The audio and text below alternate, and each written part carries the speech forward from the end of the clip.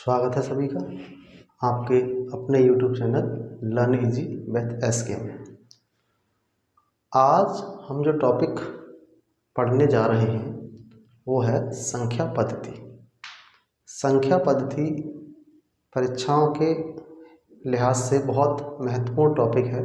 इस पर आधारित बहुत सारे प्रश्न परीक्षाओं में पूछे जाते हैं।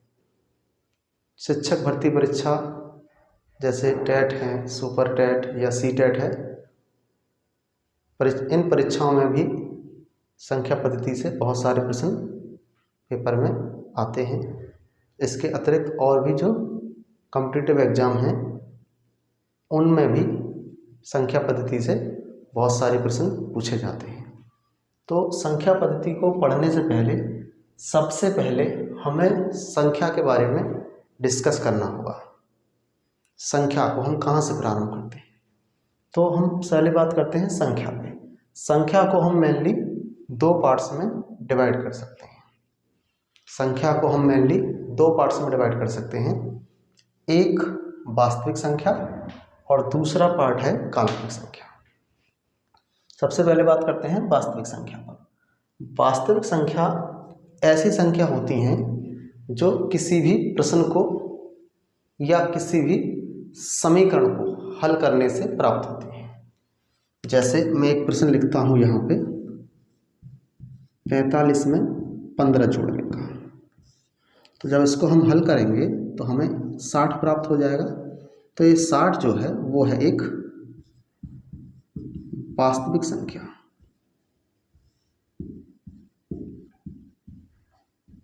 ठीक है।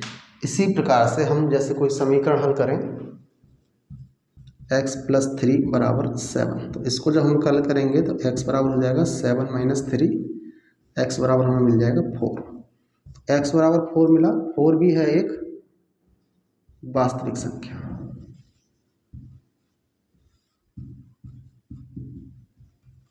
ठीक है। तो ऐसी कोई भी संख्या जो किसी प्रश्न को या समीकरण को हल करने से प्राप्त होती है वो कहलाती है वास्तविक संख्या। दूसरी तरफ हम बात करते हैं काल्पनिक संख्या पर। काल्पनिक संख्या ऐसी संख्या होती हैं जो किसी ऋणात्मक संख्या के वर्गमूल से प्राप्त होती हैं। जैसे हम ऋणात्मक संख्या लिखें, -3 है, -5 है, -7 है। अब हम क्या करते हैं, इनका वर्गमूल लिख देते हैं। तो इनके ऋणात्मक संख्या के वर्गमूल से जो संख्या प्राप्त हो रही है वो संख्या कहलाती है काल्पनिक संख्या। किसी भी ऋणात्मक संख्या के वर्गमूल से प्राप्त होने वाली संख्या कहलाती है काल्पनिक संख्या। ठीक है। तो हमने दो हिस्से पढ़े सबसे पहले संख्या के। वास्तविक संख्या किसी भी प्रश्न या समीकरण को हल होने से प्राप्त संख्या, जैसे 60 है, 4 है। और काल्पनिक संख्या किसी भी ऋणात्मक संख्या के वर्गमूल से प्राप्त संख्या कहलाती है काल्पनिक संख्या। अब हम बात करते हैं वास्तविक संख्या के प्रकार पर। वास्तविक संख्या दो प्रकार की होती हैं, परिमेय संख्या और अपरिमेय संख्या। तो परिमेय संख्याएं ऐसी संख्याएं हैं जिनको हम P/Q के रूप में लिख सकते हैं। उसमें भी हमारा Q 0 नहीं होना चाहिए। तो कोई भी भिन्नात्मक संख्या जैसे 5/6 है, 7/8 है, 9/10 है, ये सभी परिमेय संख्या हो सकती हैं। इनके अलावा किसी भी भिन्न का अंश और हर कोई भी एक पूर्णांक भी हो सकता है, इस तरीके से भी हो सकती है। इसके अलावा हमारी प्राकृतिक संख्याएं, पूर्णांक संख्याएं, वो भी परिमेय संख्या हैं। क्योंकि जैसे हम प्राकृतिक संख्या 2 लिखें, 5 लिखें, 7 लिखें, 11 लिखें, ये भी हमारी परिमेय संख्या है, क्योंकि इनको भी हम हर एक लगा करके P/Q के रूप में लिख सकते हैं। 0 भी एक परिमेय संख्या है, क्योंकि इसको भी हम 0 को 0/1 के रूप में या 0/2 के रूप में किसी भी रूप में लिख सकते हैं। इसके अलावा जो पुनरावर्त दशमलव संख्याएं हैं, जैसे 0.3333, ठीक है, इस तरीके से, या 0.353535, इस तरीके से जो संख्या होती हैं जिनमें बार बार संख्याओं की पुनरावृत्ति होती है, ये सभी संख्याएं भी परिमेय संख्या हैं। क्योंकि इनको हम पुनरावृत्ति हो रही है 3 की, तो इसको बार लगा के लिखते हैं,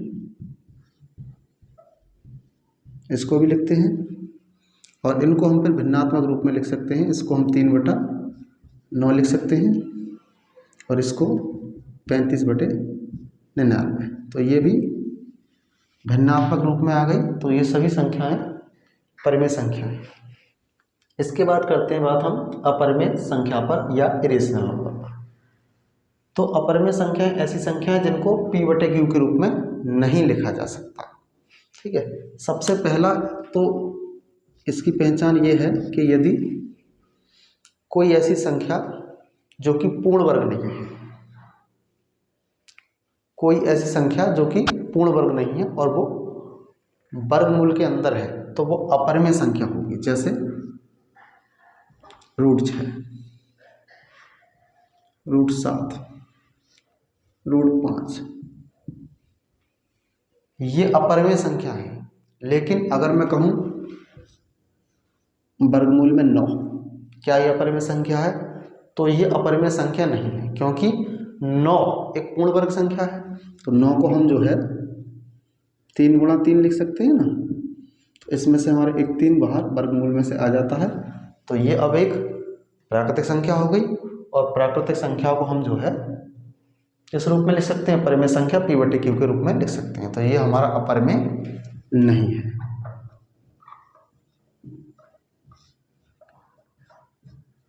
यानी एक तो ऐसी संख्या हो गई जो पूर्ण वर्ग नहीं है और वो वर्गमूल में है, तो वो होंगी अपरिमेय संख्या।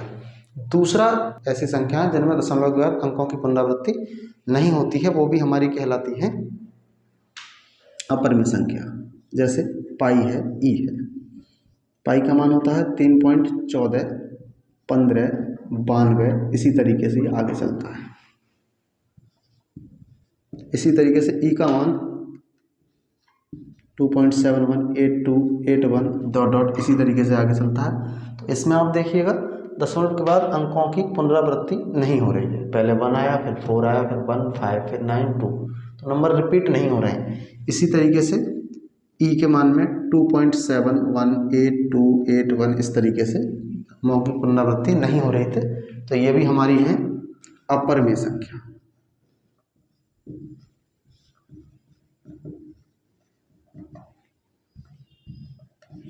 तो या तो ऐसी संख्या जो कि पूर्ण वर्ग नहीं है और वो वर्गमूल के अंदर है, तो वो अपरिमेय होंगी। और यदि ऐसी संख्या है जो दशमलव के बाद, जिसमें दशमलव के बाद संख्याओं की पुनरावृत्ति नहीं हो रही है, तो वो भी क्या होंगी, हमारी अपरिमेय संख्या। परिमेय संख्या का जो सबसे महत्वपूर्ण गुण है वो ये है कि 2 परिमेय संख्याओं के बीच अनंत परिमेय संख्या हो सकती है। 2 परिमेय संख्याओं के बीच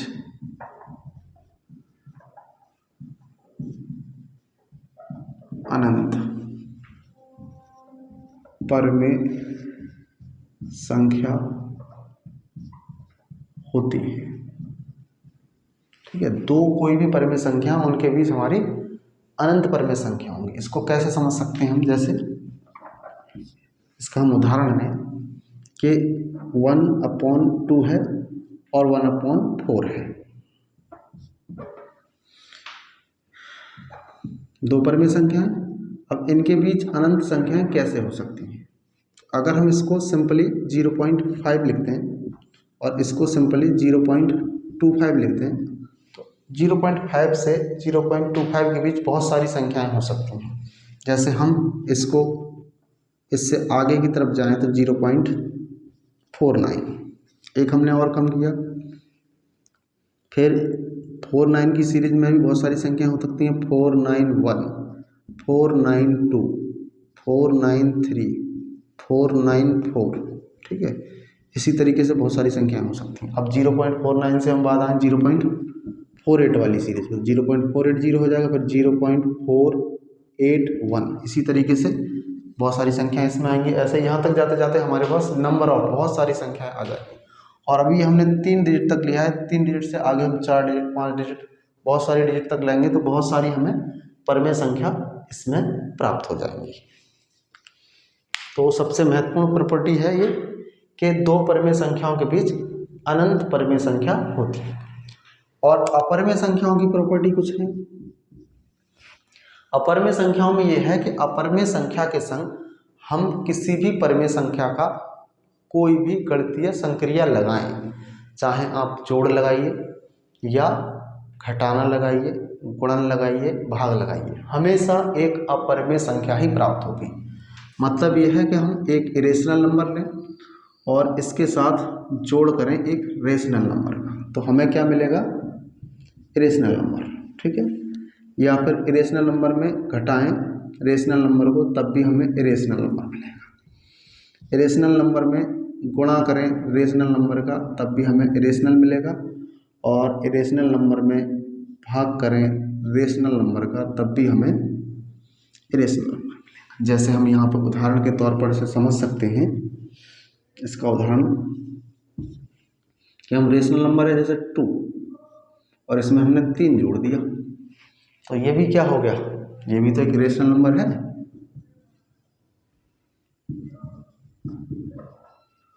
ऐसे ही हम √2 में से अगर 3 घटाएंगे तो भी रेशनल है,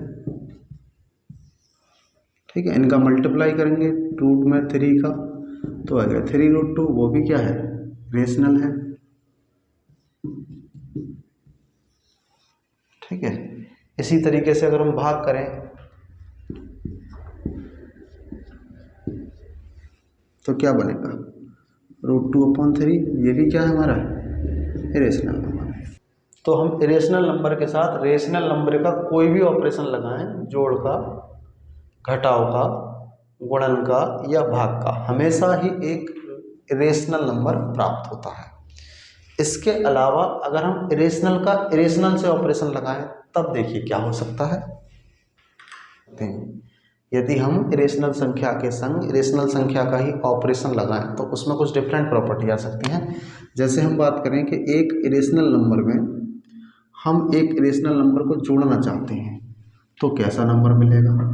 तो यहाँ पे हमारी दोनों ही तरीके की पॉसिबिलिटीज़ हैं कि वो रेशनल भी हो सकता है और इरेशनल भी हो सकता है। कैसे? जैसे मैंने एक नंबर लिया 2 + √3, एक इरेशनल नंबर ये ले लिया और एक इरेशनल नंबर ले लिया 2 - √3, दोनों ही इरेशनल नंबर हैं। अब आप इनको ऐड करेंगे तो क्या होगा? √3 कट जाएगा, कितना आ जाएगा? 4 आ जाएगा। ये हमारा क्या है? रेशनल नंबर है। और अगर ये प्रॉपर्टी हम एक और तरीके से ले लें, एक और एग्जांपल इसमें समझ लें कि भाई हम रिवर्स कर दें इन नंबर को कि भाई √3 + 2 है और दूसरा नंबर √3 - 2 है। अब वहाँ पे ना जोड़ेंगे तो क्या होगा? रूट बचेगा, आपकी बार 2√3 बचा, और 2√3 क्या है? इरेशनल नंबर है। तो यहाँ से एक बात क्लियर हो रही है कि इरेशनल नंबर को जोड़ने पर, दो इरेशनल नंबर को जोड़ने पर रेशनल भी मिल सकता है और इरेशनल भी मिल सकता है। यही प्रॉपर्टी इसके घटाव में हो सकती है, ठीक है। जैसे हम i में से i को घटाएं, अब इन संख्याओं में आप ये ऑपरेशन लगाइए तो क्या होगा? इसमें हम लगाएं तो यहाँ पे क्या प्राप्त होगा? यहाँ पे देखिए क्या मिलेगा हमें? 2 + √3 में हम घटाना चाहते हैं 2 - √3, तो √3 वाला तो चेंज हो जाएगा साइन, ये हो जाएगा 2 + √3 - 2 + √3, तो ये 2 से 2 कट गया, 2√3 आ गया। क्या है ये? इरेशनल है। और अगर हम उलट के लिए वाला नंबर लिख दें, जैसे ये वाले लिखे थे अभी यहाँ पे, तो √3 + 2 - √3 - 2, तो इसको हम हल करेंगे तो क्या आएगा? √3 + 2 - √3 + 2, तो यहाँ पे √3 से √3 कट जाएगा, तो कितना आ जाएगा? 4 आ जाएगा। ये हमारा रेशनल है। तो यहाँ पे हम कोई संभावित फाइनल नहीं बता सकते हैं, क्लियर नहीं बता सकते हैं चीज़ों को, कि यदि दो इरेशनल नंबर हैं और उसमें ऑपरेशन लगाया हमने एडिशन का, तो नया नंबर इरेशनल मिलेगा या रेशनल मिलेगा। तो ये हम इरेशनल नंबर को रख करके एक आइडिया लगा सकते हैं, तब बता पाएंगे। तो एडिशनल करने के बाद हमने देखा एक बार रेशनल भी आ रहा था, इरेशनल भी आ रहा था, ऐसे ही सब्सट्रैक्शन में भी क्या आ रहा था, रेशनल भी आ रहा है और इरेशनल भी आ रहा है। तो हम इरेशनल और रेशनल नंबर के बीच प्रॉपर्टी को डायरेक्ट नहीं बता सकते। जैसे हमने बताया कि इरेशनल में रेशनल को अगर प्रॉपर्टी लगाएं तो वहाँ हर बार इरेशनल नंबर ही मिलेगा। इरेशनल नंबर में इरेशनल नंबर को ऑपरेशन लगाएं तो हम संभावित नहीं बता सकते कि क्या प्राप्त होगा, कि रेशनल नंबर मिलेगा या फिर इरेशनल नंबर मिलेगा। अब हम परिमेय संख्याओं को भी इसमें विभिन्न भागों में विभाजित करके इसको समझ सकते हैं कि परिमेय संख्याओं को हम किस तरीके से विभाजित कर सकते हैं। परिमेय संख्याओं को हम किस प्रकार से समझ सकते हैं। सबसे पहले हम बात करते हैं प्राकृतिक संख्या की। तो प्राकृतिक संख्याएं क्या होती हैं? तो गिनती के लिए हमें जिन संख्याओं की आवश्यकता है, वस्तुओं की गिनती के लिए हमें जिन संख्याओं की आवश्यकता होती है वो संख्या कहलाती हैं प्राकृतिक संख्या। या हम साधारण तरह ये भी कह सकते हैं कि गिनती की जो संख्या होती है, गिनती की संख्या होती है प्राकृतिक संख्या। हम गिनती करना स्टार्ट करते हैं 1 से, 1 2 3 4 5, ये सभी संख्याएं जो हैं ये प्राकृतिक संख्याएं हैं। ठीक है, गिनती की जो संख्या है वो कहलाती है प्राकृतिक संख्या। सबसे छोटी प्राकृतिक संख्या जो है वो 1 है। सबसे छोटी प्राकृतिक संख्या होती है 1। अब हम बात करते हैं पूर्ण संख्या पर। तो यदि हम प्राकृतिक संख्याओं का जो समूह है उसमें शून्य को और शामिल कर लें तो जो संख्या मिलेंगी वो होंगी पूर्ण संख्या। यानी इसमें हमें क्या करना है,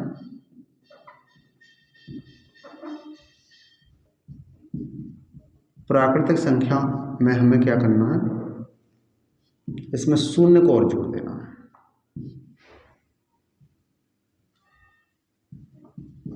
प्राकृतिक संख्या प्लस उसमें शून्य को और सम्मिलित कर लिया जाए तो कहलाएंगे पूर्ण संख्याएं। तो यानी हमारी प्राकृतिक संख्या होती थी 1 2 3 4 5 6 इस तरीके से। अब इसमें आप शून्य और सम्मिलित कर लीजिए तो संख्याएं कहलाएंगी पूर्ण संख्याएं।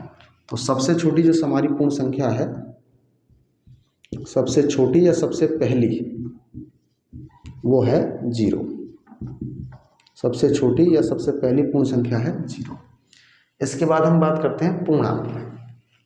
पूर्णांक में क्या होता है?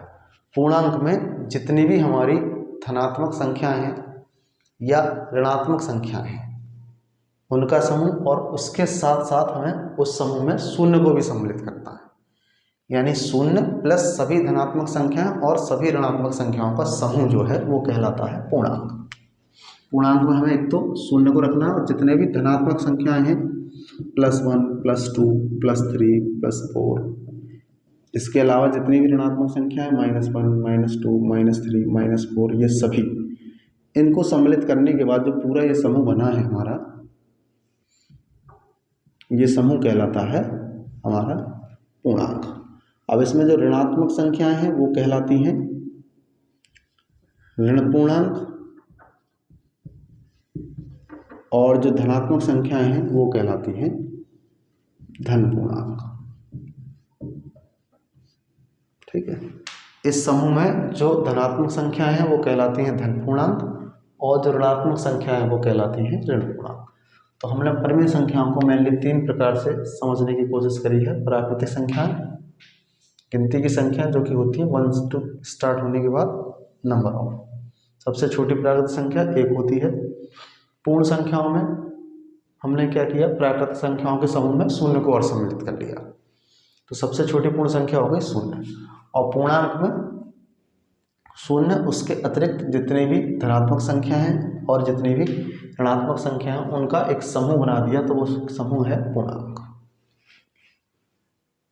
इसी कड़ी में हम आगे बात करते हैं अनुवर्ती, उत्तरवर्ती या परिवर्ती संख्या और पूर्ववर्ती संख्या।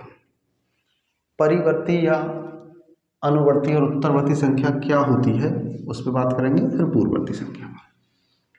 तो देखिए, किसी भी संख्या में अगर हम 1 जोड़ दें, किसी भी संख्या में 1 जोड़ने पर जो संख्या प्राप्त होती है वो कहलाती है अनुवर्ती या उत्तरवर्ती संख्या। संख्या में 1 जोड़ने से प्राप्त संख्या, किसी भी संख्या में एक जोड़ने से जो प्राप्त संख्या होगी वो कहलाएगी उसकी उत्तरवर्ती संख्या। इसमें हम उदाहरण के लिए बात कर लेते हैं। जैसे हम 15 का उत्तरवर्ती संख्या चाहते हैं, तो इसमें हमें क्या करना पड़ेगा, 15 में हम 1 जोड़ देंगे। तो 15 में जब हम 1 जोड़ेंगे तो 15 + 1 हो जाएगा 16 या 16। तो ये है इसकी उत्तरवर्ती संख्या। अगर हम किसी ऋणात्मक संख्या का उत्तरवर्ती संख्या निकालें तो मान लीजिए मुझे -15 का उत्तरवर्ती अब हमसे पूछना है, तो हमारा प्रोसीजर तो वही है कि हमें क्या करना है, 1 जोड़ना है। तो -15 में हम 1 जोड़ देंगे। लेकिन हमने ये पढ़ा है, गणितीय नियम है कि दो विपरीत चिन्ह की संख्याएं हैं तो उनका अंतर निकाला जाता है। -15 है और प्लस जोड़ा गया है 1, तो अलग अलग चिन्ह की संख्या की वजह से इनका अंतर लिखा जाएगा फाइनल। तो 15 में से 1 जाएगा तो 14, और माइनस की संख्या बड़ी है इसलिए ये वैल्यू आएगी माइनस का। तो -15 का जो उत्तरवर्ती है वो -16 नहीं होगा, वो होगा -14, क्योंकि हमने -15 में 1 जोड़ा है और यहाँ पे दोनों विपरीत चिन्ह के होने की वजह से इनका अंतर लिखा जाएगा। -15 में से 1 घटा करके -14 इसका, और माइनस की संख्या बड़ी होने की वजह से इसके बाद माइनस का चिन्ह लगा दिया जाएगा। अगर हम और किसी संख्या का माइनस में लें, जैसे -10 का अगर हम बात करें तो -10 + 1, अब विपरीत चिन्ह के हैं फिर से घट जाएंगे, 9 बचेंगे, माइनस का बड़ा है माइनस लगा दीजिए। तो ये इसका एक और उत्तरवर्ती हो गया। पूर्ववर्ती में हम क्या करते हैं, संख्या में 1 जोड़ने की जगह 1 घटा देते हैं। संख्या में 1 घटाने से प्राप्त संख्या, यानी अगर हम किसी संख्या में 1 घटा दें तो जो संख्या प्राप्त होगी वो कहलाएगी उसकी पूर्ववर्ती। इसमें हम उदाहरण के लिए बात करते हैं 14 की पूर्ववर्ती संख्या। तो इसके लिए हमें क्या करना पड़ेगा भाई, इसके लिए हमें 14 में से 1 घटाना पड़ेगा। तो हम 14 - 1 कर देते हैं तो ये बचता है 13। तो 14 का जो पूर्ववर्ती है वो होगा 13। अगर हम माइनस संख्या का, ऋणात्मक संख्या का, मान लीजिए -14 का पूर्ववर्ती पूछें तो तरीका वही है, हमें 14 में से 1 घटाना है। लेकिन अब यहाँ पे फिर से गणितीय नियम की बात करेंगे कि दोनों संख्याएं एक ही चिन्ह माइनस की हैं तो ये ऐड हो जाएंगी 15, और फिर से माइनस वाला चिन्ह बड़ी संख्या के आगे लगा तो यहाँ भी माइनस। तो -14 का जो पूर्ववर्ती है वो -15 होगा। अगर हम -17 का निकालें तो फिर से वही प्रोसीजर, -17 - 1, 17 और 1 18 हो जाएंगे, क्योंकि एक जैसे चिन्ह की संख्याएं हैं तो 18, और -7 बड़ी संख्या के साथ है तो माइनस यहाँ पे। तो अनुवर्ती में हम संख्या में 1 जोड़ते थे और पूर्ववर्ती में संख्या में 1 घटाते थे। +15 का निकाला तो बड़ी आसानी से 1 जोड़ के 16 निकाल दिया। -15 का निकाला तो हमने जोड़ा 1 ही था, लेकिन विपरीत चिन्ह की होने की वजह से उनको घटा करके 14 किया और बड़ी संख्या का साइन लगा दिया। इसी प्रकार से पूर्ववर्ती में 14 का पूर्ववर्ती निकाला तो 14 में से घटा के 13 लिख दिया बड़ा आराम से। और -14 का जब निकाला तो घटाए 1 यहाँ भी, लेकिन दोनों संख्याएं एक ही चिन्ह की हैं तो ये जोड़ दिए -15। इसी तरीके से -17 में हो जाएगा -18। देखिए, परमेय अपरमेय संख्या और अनुवर्ती पूर्ववर्ती पर आधारित कुछ ये प्रश्न गत वर्ष की टेट परीक्षाओं में आए हैं, इन पे हम बात करते हैं। जैसे सबसे एक पहला प्रश्न पूछा है, पाई है, पाई एक कैसी संख्या है। तो इस पे अभी हमने बात की थी कि पाई जो है वो एक हमारा एक नॉन रिपीटिंग डेसिमल नंबर है, जिसमें दशमलव के बाद अंकों की पुनरावृत्ति नहीं होती है। क्योंकि पाई का भी मान हमने जो लिखा था, लगभग पाई की वैल्यू थी 3.1415926 इस तरीके से। तो ये पाई की वैल्यू नॉन रिपीटिंग है। तो इसमें जो है इस तरह की संख्याओं को मैंने अभी आपको बताया था कि इस तरह की संख्या हमारी जो है वो अपरिमेय संख्या होती है। तो इसमें विकल्प बी हमारा सही होगा, पाई एक अपरिमेय संख्या है। दूसरा प्रश्न जो पूछा गया यूपी टेट 2014 में कि दो परिमेय संख्याओं के बीच होती हैं, कोई परिमेय संख्या नहीं होती है, केवल एक परिमेय संख्या होती है, अनंत परिमेय संख्या होती हैं और केवल एक अपरिमेय और कोई परिमेय नहीं। तो ये भी हमने पढ़ा था कि दो परिमेय संख्याओं के बीच अनंत परिमेय संख्या होती है। तो इसमें हमारा विकल्प सी सही है, अनंत परिमेय संख्या। यहाँ हमारा तीसरा जो प्रश्न है वो अपरिमेय संख्याओं के गुण पर आधारित है। यहाँ है π-3 है। अब पाई क्या है हमारा? पाई है हमारा एक इरेशनल नंबर और इसमें से 3 घटाया गया है, रेशनल नंबर को घटाया गया है। तो इरेशनल नंबर के साथ रेशनल नंबर का आप कोई भी ऑपरेशन लगाएं, क्या मिलता है? हमेशा इरेशनल नंबर, यानी आंसर इसमें हमारा अपरिमेय सही होगा। चौथा जो प्रश्न है वो भी हमारा अपरिमेय संख्याओं के प्रगुण पर आधारित है। इसमें भी क्या है कि पाई है एक इरेशनल नंबर और ई भी है एक इरेशनल नंबर। अब इरेशनल नंबर में से इरेशनल नंबर को घटाया जाता है, तो अभी हम इस पे बात कर चुके हैं। इसका जो पॉसिबिलिटी है वो हम सवाल में उसके मान को देख करके लगाएंगे। तो पाई का जो मान है हमारा वो होता है 3.1415926। ई का मान होता है 2.718182 ... अब यहाँ देखिए दोनों ही नॉन रिपीटिंग नंबर हैं, तो नॉन रिपीटिंग नंबर होने के बाद आप इनका अगर अंतर निकालेंगे तो वो अंतर भी हमारा लगभग नॉन रिपीटिंग ही आएगा। तो ये भी हमारा क्या मिल जाएगा, हमें एक इरेशनल नंबर ही मिलेगा। तो हमारा इसमें विकल्प बी सही है। इसके बाद जो अगला प्रश्न है वो आधारित है पूर्ववर्ती और परिवर्ती पर, या पूर्ववर्ती और अनुवर्ती पर। इसने कहा है 1000 के पूर्ववर्ती की पूर्ववर्ती, यानी हमें क्या करना है, 1000 में से 1 घटाना है तो बचेगा कितना, 1000 में से 1 घटाएंगे तो हमारा बचेगा 999। अब जब हम इसमें से भी 1 घटा देंगे तो बच जाएगा 998। और ये कितना कह रहा है, कितना बचना चाहिए, 999। तो ये हमारा विकल्प गलत है। विकल्प बी पे क्या, ये 1000 के पूर्ववर्ती की परिवर्ती, यानी 1000 में पहले हम क्या करें, 1000 में पहले 1 जोड़ें, 1000 में पहले 1 घटाएं तो बचेगा 999। अब इसका परिवर्ती निकाल दें, यानी 999 में आप 1 जोड़ दीजिए तो 1000 आ जाएगा। लेकिन इसके हिसाब से उत्तर क्या बता रहा है बी विकल्प में, 1001। ये भी गलत है। सी में 1000 के पूर्ववर्ती की परिवर्ती तो अभी निकाला था, 1000 का पूर्ववर्ती हो गया 999 और 999 का परिवर्ती फिर से आ गया 1000 और ये बता रहा है 1002। तो ये भी हमारा विकल्प गलत है। अब आ जाते हैं लास्ट विकल्प पर, 1000 के परिवर्ती की पूर्ववर्ती, यानी हमें क्या करना है, पहले तो 1000 का परिवर्ती निकालना है, यानी 1000 में हमें 1 जोड़ना है, परिवर्ती हो गया 1001। फिर इसका निकालना है पूर्ववर्ती, यानी इसमें से 1 घटाना है। तो इसमें से जब आप 1 घटाएंगे तो ये बचेगा आपका 1000 इसमें विकल्प है, यानी 1000 की परिवर्ती की पूर्ववर्ती जो है वो 1000 ही आएगी। तो हमारा विकल्प जो है डी सही है, विकल्प डी सही है। तो ये परिमेय अपरिमेय संख्याओं और अनुवर्ती पूर्ववर्ती संख्याओं पर आधारित कुछ प्रश्न थे जो गत वर्ष परीक्षाओं में पूछे गए।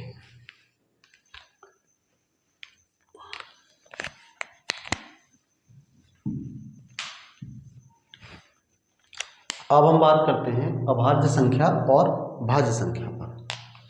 अभाज्य संख्याएं ऐसी संख्या होती हैं जिनके केवल 2 गुणनखंड हो, एक तो एक हो गुणनखंड और एक स्वयं वही संख्या हो, या इस तरह से भी समझ सकते हैं कि ऐसी संख्या जो केवल 2 संख्याएं एक से और स्वयं से विभाजित हो, वो हमारी संख्या कहलाती है अभाज्य संख्या। मतलब क्या है, जैसे हम बात करते हैं, एक संख्या हमने लिखी 2, 5, 7। अब हम इनको उदाहरण के रूप में ले रहे हैं। तो अब हम देखें कि 2 जो है वो किस किस से विभाजित हो सकता है। 2 एक तो 1 से विभाजित होगा और 2 जो है दूसरा 2 से विभाजित होगा। 1 और 2 के अलावा ये किसी से विभाजित नहीं होगा, तो केवल 1 से विभाजित हो रहा है और स्वयं अपने आप से विभाजित हो रहा है, तो ऐसी संख्या कहलाती है हमारी अभाज्य संख्या। ऐसे ही 5 की बात करें तो 5 1 से विभाजित होगा और इसके अलावा 5 से विभाजित होगा। 7 1 से विभाजित होगा और 7 से विभाजित होगा। तो ऐसी संख्या जिनके केवल 2 गुणनखंड हो या जो केवल 2 संख्याओं से विभाजित हो, 1 से और स्वयं से, तो वो संख्या हमारी कहलाती है अभाज्य संख्या। ठीक है, जिसके केवल 2 गुणनखंड हो या 2 संख्याओं से विभाजित हो, 1 से और स्वयं से, वो संख्या हमारी कहलाती है अभाज्य संख्या। यहाँ पे हम एक बात और समझ सकते हैं कि 1 हमारा अभाज्य संख्या नहीं है। अगर हम 1 को देखें, इसमें 1 का एक उदाहरण लें, मान लीजिए, तो 1 हमारा कितने से विभाज्य होगा? अगर हम इसके गुणनखंड करें या विभाज्यता देखें इसकी, तो ये 1 से ही विभाजित होगा और स्वयं 1 से भी विभाजित होगा। स्वयं की बात करें तब भी 1 ही है और 1 की बात करें तब भी 1 ही है, दोनों ही जगह इसके गुणनखंड 1 ही आ रहा है, तो दोनों को 1 ही हो जाएगा। तो ये हमारा इस श्रेणी में नहीं आएगा, इसके 2 गुणनखंड नहीं है, दोनों को मिलाकर भी क्या गुणनखंड बन गया? 1 ही बन गया, क्योंकि 1 से विभाजित कर रहे हैं तब भी ये 1 ही है और स्वयं से विभाजित कर रहे हैं तब भी ये 1 ही है। तो 1 हमारी अभाज्य संख्या नहीं है। इस पर भी बहुत बार प्रश्न पूछा गया है कि सबसे छोटी जो अभाज्य संख्या है वो कौन सी है? तो जो हमारी सबसे छोटी अभाज्य संख्या है वो 1 नहीं होती है, वो होती है 2। सबसे छोटी अभाज्य संख्या है 2। ठीक है, उसके बाद बहुत सारी हो सकती है। अब हम बात करते हैं भाज्य संख्या पर। भाज्य संख्या ऐसी संख्या है जिनके कम से कम 3 गुणनखंड हो या ऐसी संख्या जो कम से कम 3 संख्याओं से विभाजित हो। कम से कम 3 संख्याओं से होनी चाहिए, उससे अधिक से भी हो सकती है, तब भी भाज्य संख्या होगी, लेकिन 3 से कम नहीं होनी चाहिए इसमें। जैसे हम उदाहरण की बात करें, हमारा इसमें एक एग्जाम्पल हम 6 ले लेते हैं। ठीक है, एक एग्जाम्पल हम ले लेते हैं इसमें 10। अब इनको देखिए आप, 6 के अगर हम देखें, 6 किस किस से विभाजित होता है? 6 1 से विभाजित हो जाएगा, 6 2 से विभाजित हो जाएगा, 6 3 से विभाजित हो जाएगा और 6 से विभाजित हो जाएगा। तो ये इसके 4 गुणनखंड हैं या 4 संख्याओं से विभाजित हो रही है, तो ये हमारी संख्या कहलाएगी भाज्य संख्या। अगर हम बात करें 10 की, तो 10 को आप देखिए, 1 से विभाजित हो जाएगा, 2 से हो जाएगा, 5 से हो जाएगा और 10 से हो जाएगा। ये भी हमारा क्या है? एक भाज्य संख्या है, इसके भी हमारे 4 गुणनखंड हैं। और ऐसी और भी कोई संख्या ले सकते हैं जिसके 3 गुणनखंड हो। जैसे हम इसमें एक उदाहरण और ले लेते हैं 9 का। तो अगर हम 9 पे बात करें तो 9 के कितने गुणनखंड हो सकते हैं? 1 से विभाजित हो जाएगा 9 हमारा 3 से विभाजित हो जाएगा और 9 फिर 9 से विभाजित हो जाएगा। तो इसके 3 गुणनखंड हैं। तो जिनके 3 हों गुणनखंड या 3 से ज़्यादा हों, वो संख्या कहलाती हैं भाज्य संख्याएं। ऐसी संख्या जिनके कम से कम 3 या 3 से अधिक गुणनखंड हों, वो कहलाती हैं भाज्य संख्या। इसमें हमारे उदाहरण में 6 आ सकता है, 9 आ सकता है, 10 आ सकता है। और एक महत्वपूर्ण चीज़ और है कि अभाज्य संख्या को पेपर्स में कभी कभी रूढ़ संख्या के नाम से भी पूछ लेता है। रूढ़ संख्या, अभाज्य संख्या को रूढ़ संख्या के नाम से भी पूछ लेता है, तो इसलिए इसको हम याद रखेंगे कि इसको रूढ़ संख्या भी कहते हैं। आइए अब हम करते हैं अभाज्य संख्या पर आधारित कुछ ऐसे प्रश्न जो परीक्षाओं में पूछे गए हैं। कौन कौन से वो प्रश्न हैं जो परीक्षाओं में पूछे गए हैं? जैसे पहला एक प्रश्न है, कौन सा कथन सत्य है? पहला ऑप्शन दिया है इसमें, ए अभाज्य नहीं है। तो अभी हमने सबसे पहले यही बात करी थी जब अभाज्य संख्याओं को पढ़ा था कि पहली अभाज्य संख्या हमारी 2 है, एक हमारी अभाज्य संख्या नहीं है, क्योंकि एक का केवल एक ही गुणनखंड एक ही होता है, चाहे वो एक मान लीजिए उसको या वो अपने आप में स्वयं मान लीजिए, उसका केवल एक ही गुणनखंड है। अभाज्य संख्या होने के लिए गुणनखंड 2 होने चाहिए। तो सबसे पहला विकल्प ही हमारा सही है, एक अभाज्य नहीं है। ठीक है। अगर हम दूसरे प्रश्न पर बात करें, 25 से कम कितनी अभाज्य संख्याएं हैं? अभाज्य संख्या हम 25 से कम देख सकते हैं। यूपीटेट 2011 में 6 to 8 में पूछा गया है क्वेश्चन। तो 25 से कम में सबसे पहला होता है 2, फिर 3, फिर 5, 7, 11, 13, 17, 19 और 23। आप इन्हें गिन लीजिए, 1 2 3 4 5 6 7 8 9 संख्या है। तो 9 संख्या होने के कारण हमारा विकल्प डी सही है। इसके बाद तीसरा प्रश्न है, पहली 5 रूट संख्याओं का योगफल। तो अभी हमने ऊपर लिखी है रूट संख्या शुरू की या अभाज्य संख्या, तो इनका हमें शुरू की 5 का योग निकालना है बस। 2 + 3 + 5 + 7 + 11, इनको आप जोड़ लीजिए। 2 और 3 5, 5 10, 7 17 और 11 28। तो पहली 5 अभाज्य संख्याओं का योगफल या रूट संख्याओं का योगफल 28 है। तो हमारा विकल्प सी सही है। चौथा पूछा गया है सबसे छोटी अभाज्य संख्या, तो ये हमने अभी किया ही है, 13 और 17 में पूछा गया है प्रश्न। तो सबसे छोटी अभाज्य संख्या होती है 2। इसके बाद ये एक बहुत अच्छा प्रश्न पूछा है कि कौन सा कथन सही है। 2 अभाज्य संख्याओं का योग अभाज्य होता है। इसने कहा है कि अगर हम 2 अभाज्य संख्या जोड़ें तो वो क्या हमेशा अभाज्य ही होता है? तो इसको अगर हम रख के चेक कर लेते हैं, जैसे हमने एक अभाज्य संख्या ली 2 और एक और हम अभाज्य संख्या ले लेते हैं, जैसे दूसरी अभाज्य संख्या ली हमने 7, इनको जोड़ देते हैं तो क्या आता है? 9 आता है। तो 9 तो अभाज्य नहीं है, तो 2 अभाज्य संख्याओं का योग हमेशा अभाज्य नहीं होगा। तो ये हमारा विकल्प गलत हो गया, क्योंकि 2 हमारी अभाज्य है, 7 भी हमारी अभाज्य है, 2 हमारी अभाज्य है, 7 भी अभाज्य, लेकिन इनका योगफल 9 वो अभाज्य नहीं है। कोई सम संख्या अभाज्य नहीं होती है। तो हमारी सबसे पहली अभाज्य संख्या जो है वो 2 है, और 2 क्या होती है? सम है। तो सम संख्या तो अभाज्य हो सकती है, तो ये भी विकल्प हमारा गलत है। अब हम बात करते हैं तीसरे विकल्प पर। ये भाज्य शब्द है यहाँ पे, एक भाज्य संख्या विषम हो सकती है या नहीं हो सकती है। तो अभी हमने कुछ समय पहले भाज्य संख्याओं के उदाहरण समझे थे, उसमें एक संख्या थी 9।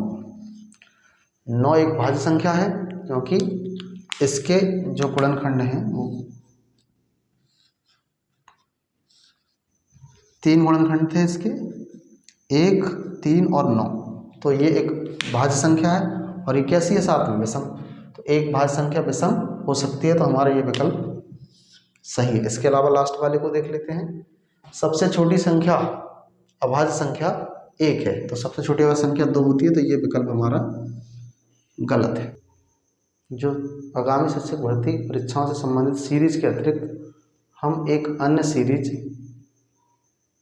और प्रारंभ करने जा रहे हैं। कुछ ऐसे विद्यार्थी होते हैं जो गणित को बहुत कठिन विषय मानते हैं, तो एक अन्य सीरीज उनके लिए हम प्रारंभ करने जा रहे हैं अपने चैनल पर, जिसमें गणित बिल्कुल शून्य स्तर से प्रारंभ किया जाएगा, जिससे विद्यार्थियों को गणित समझने में आसानी रहे और गणित में रुचि पैदा हो। तो आज का सेशन हम यहीं समाप्त करते हैं। संख्या पद्धति से संबंधित अगले कुछ टॉपिक्स नेक्स्ट सेशन में डिस्कस करेंगे। अगर आपको आज सेशन में पढ़ाया हुआ टॉपिक्स पसंद आए हों, समझ आए हों, तो चैनल को लाइक कीजिए, सब्सक्राइब कीजिए और अपने साथियों के साथ साझा कीजिए, शेयर कीजिए। धन्यवाद।